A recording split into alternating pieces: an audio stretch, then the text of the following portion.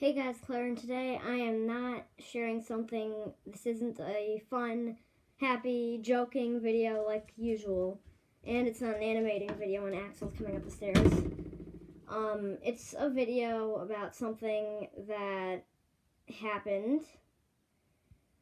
I'll tell the story as soon as I show you what it is. So let me grab him. He's right here.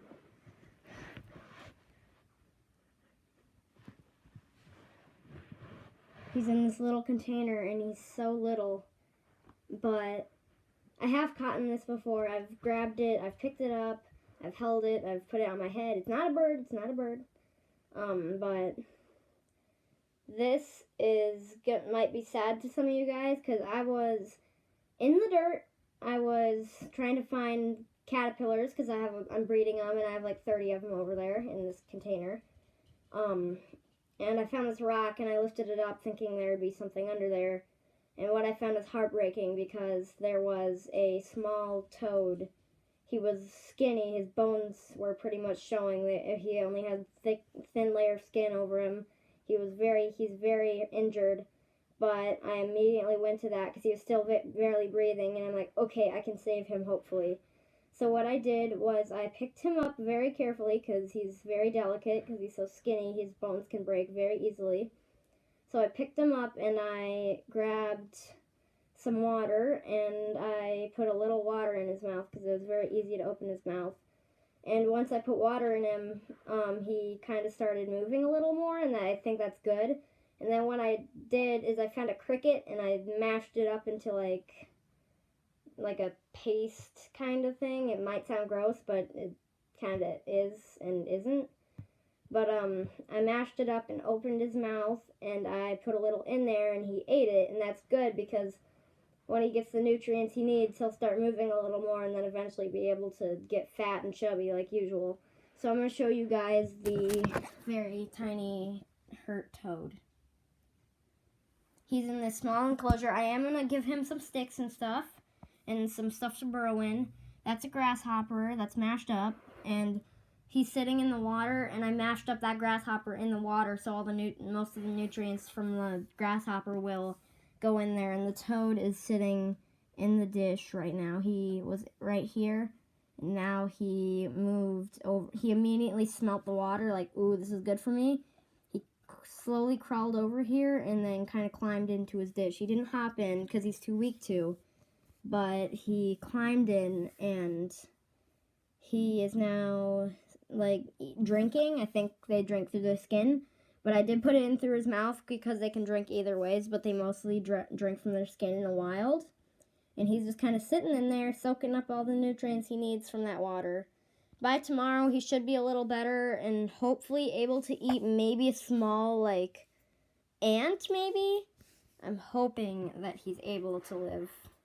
One pray that this little toad makes it and lives and has a happy life in captivity, because he's probably too weak to go in the wild now. He's so little, and I don't want to have the chance of him going under another rock and getting stuck there.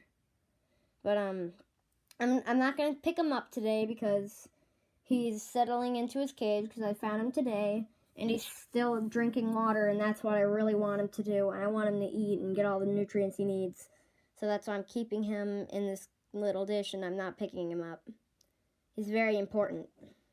I cleaned out this cat, by the way, before I put it in his cage. I'm going to move his cage where it was.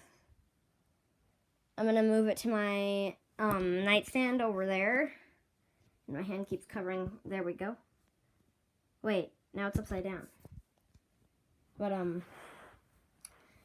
yeah, I'm going to show you guys my caterpillar breeding thing real quick, and then I will end the video because I have to take care of this very delicate toad. Nope, that's my foot, not the toad. This very delicate toad. So I'm going to stand up and bring you to my caterpillar breeding spot.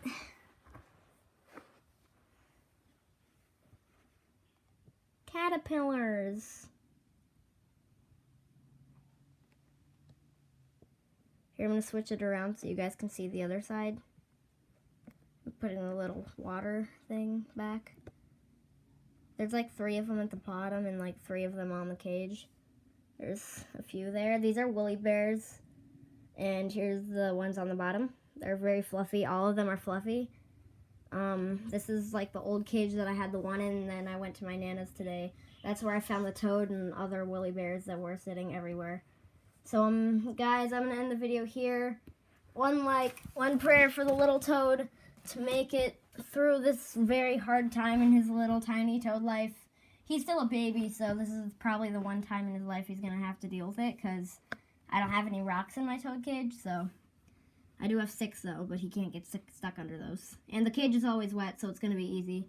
My logic on how he got stuck under the rock is he dug a hole and slept in the hole probably during the day, because that's usual.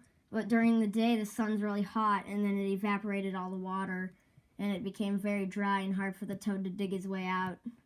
Or my other theory is that the little hole caved in and he was stuck. He was just kind of sitting in this little patch of dirt underneath a rock, so I'm like, I need to help him. So I did, and as you can see, he's doing very good in this little cap. And yeah, he's gonna get upgraded to a bigger thing as soon as he's able to move a little more, and then when he's like fully rehabilitated into an actual toad, I'm gonna put him with the others and let him do and have fun with the others. So I'm gonna end the video here, guys. Bye.